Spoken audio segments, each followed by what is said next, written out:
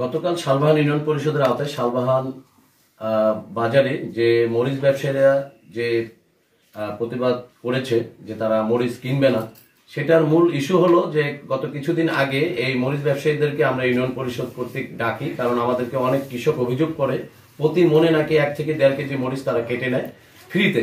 যে কারণে কৃষকদের এই অভিযোগের কারণে আমরা তাদেরকে ডেকে এনে আলটিমেটাম দিই যে নেক্সট টাইমে যেন শালবাহান বাজারে এই ধরনের কোনো ফ্রিতে মরিচ না নেওয়া হয়।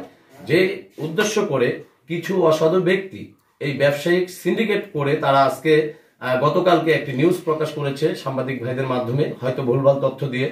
তারা বলেছে যে আমরা ইউনিয়ন পরিষদ নাকি ট্যাক্স বাড়িয়ে দিয়েছি। আমরা আদৌ গত 20 বছর 25 বছরের মধ্যে আমরা কোনো ট্যাক্স বাড়াইনি। শুধুমাত্র ধান চাল তিলের যে ট্রাক গতবার 10 টাকা ছিল 200 টাকা, সেখানে আমরা 100 টাকা শুধু যোগ করেছি যে 300 টাকা ট্রাকে তারা নিতে পারবে। তাতে মরিচে আমরা কোনো প্রকার ট্যাক্স বাড়াই নেই।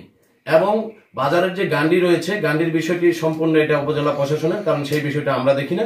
সেই গান্ডি যদি 3 টাকা ছিল সেই জায়গায় এখন 5 টাকা করা হয়েছে, এটা অযৌক্তিক, কৃষকদের প্রাণের দাবি। তার সাথে আমরাও মত প্রকাশ করতেছি যে 3 টাকার বাইরে যেন এই গান্ডি উত্তোলন না করা হয়। আমদানি রপ্তানি যে রয়েছে, এই আমদানি রপ্তানি ট্যাক্স আমরা ইউনিয়ন পরিষদ কর্তৃক এখান থেকে ইজারা দিই ওপেন মাইকিং এর মাধ্যমে। সেখানে স্পষ্ট ভাষায় বলা আছে কৃষকের কাছে 10 পয়সাও তারা ট্যাক্স নিতে পারবে না। শুধু এই ইউনিয়ন থেকে গাড়ি লোড হয়ে অন্য ইউনিয়নে গেলে সেই অথবা ঢাকা কোথাও গেলে ইউনিয়ন পরিষদের যে ট্যাক্সটি রয়েছে সেই ট্যাক্সটা তারা দিবে।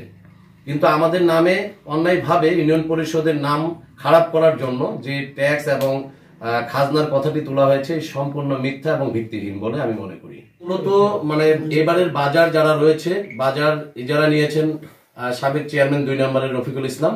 উনি প্রতিবার গরুহাটিতে, আমরা এর আগে একবার প্রতিবাদ করেছিলাম, বাজারে ঢোল পিটিয়ে দিয়েছিলাম যে 150 টাকার ঊর্ধ্বে, যেহেতু সরকারি ম্যানুয়ালে গরুর 150 টাকা নেওয়া, আমরা 150 টাকার ঊর্ধ্বে যেন না নেয়।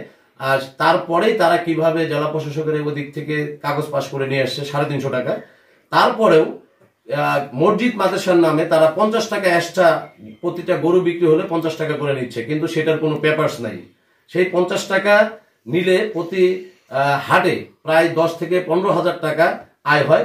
কিন্তু শুধুমাত্র শালবাহান মসজিদ, ওখানে 2টা মসজিদে 7,000 টাকা দেওয়া হয়, যেটাতে 84,000 টাকা বছরে তারা দেয়, আর বাকি 18-19 লক্ষ টাকা তারা আত্মসাৎ করে মসজিদ মাদ্রাসার কথা বলে।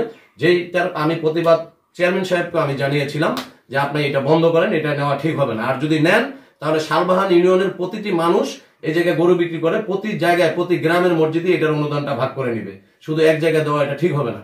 যে কারণে তারা প্রতিহিংসার শিকার হয়ে, যে চেয়ারম্যানকে কিভাবে হেয় করা যায়, এই প্রতিহিংসার শিকার হয়ে তারা এই পলিটিক্স শুরু করতেছে।